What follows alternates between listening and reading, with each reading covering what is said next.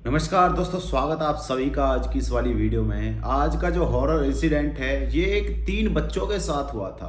दरअसल आज की कुछ कहानी ऐसी है कि जिसको मैं आपको सुनाऊंगा तो आपके रोंगटे खड़े हो जाएंगे। उत्तर प्रदेश के एक छोटे से गांव में 3 दोस्त रहा करते थे। उनकी उम्र तकरीबन 15 या 16 साल की थी। 10th क्लास में वो पढ़ा करते थे।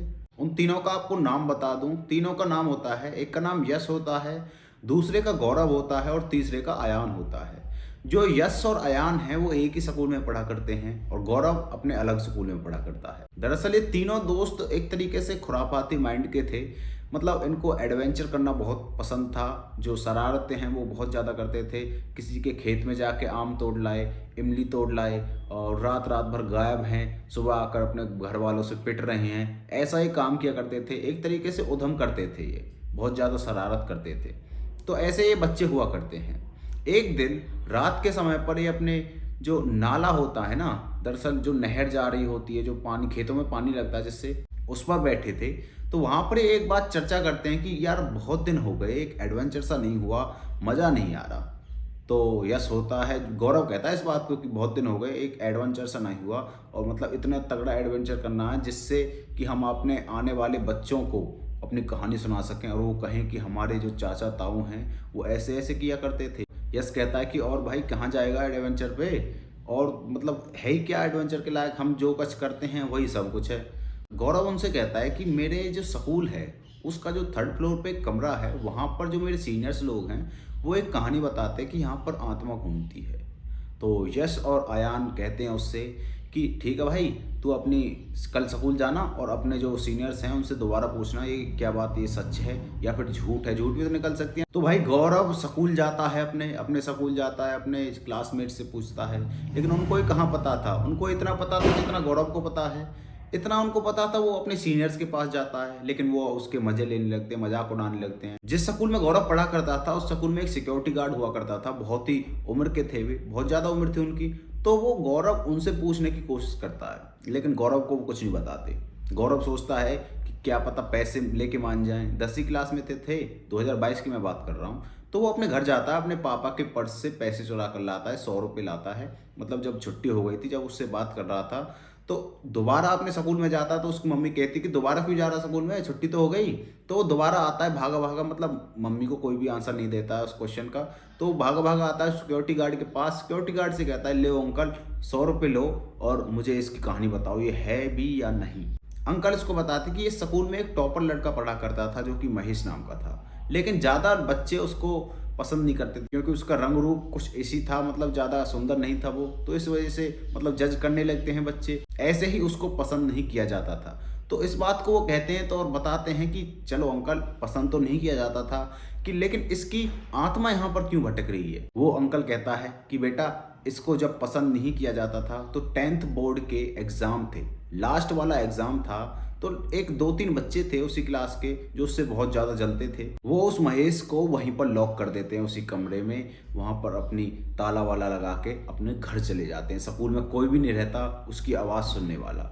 रात होती है। महेश एक तरीके से डरपोक कह लो आप, लेकिन छोटे दिल का, कमज़ोर दिल का बालक था।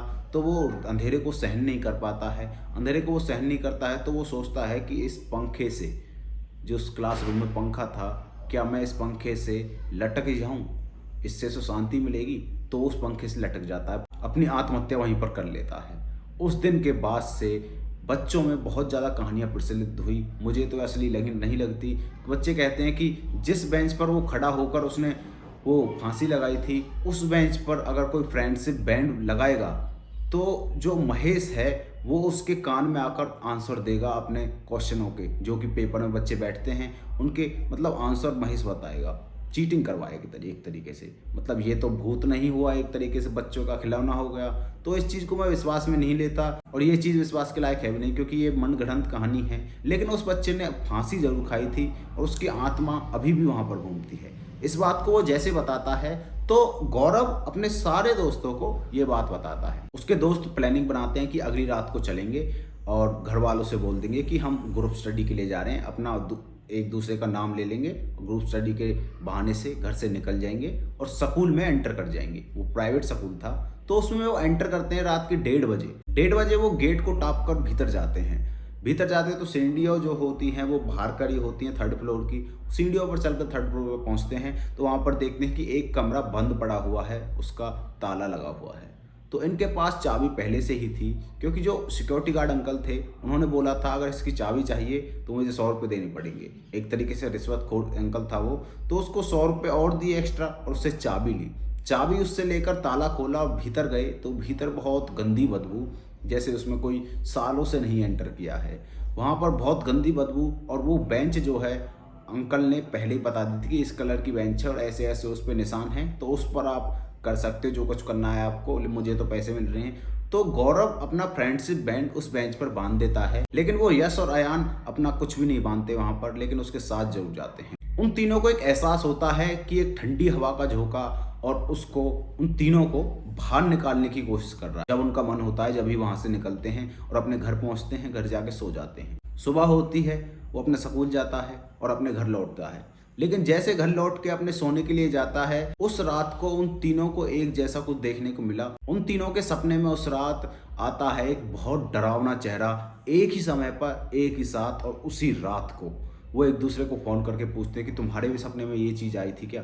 वो कहते हैं कि हाँ मेरे भी सपने में आई थी, एक टेढ़ी मुड़ी हुई गर्दन और उस पर कटर कटर की ऐसी आवाज़, मतलब बहुत तेज उसके कानों में चुभ रही थी, उनके कानों में। तीनों को वो चीज़ सुनाई दी थी। गौरव अपने स्कूल जाता है क्योंकि वो अकेला ही पढ़ता था स्कूल में।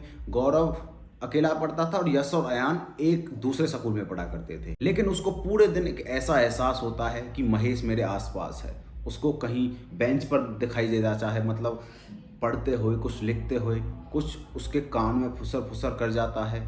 ऐसी उसको आवाज़ें सुनाई दे रही थी। वो बहुत ज़्यादा उससे परेशान हो गया था, एक तरीके से सुई के जैसे इसके कानों में उसकी आवाज़ सुन रही थी। और वो अपने घर जाता है, घर जाके अपनी मम्मी पापा को सारी बातें बता देता है।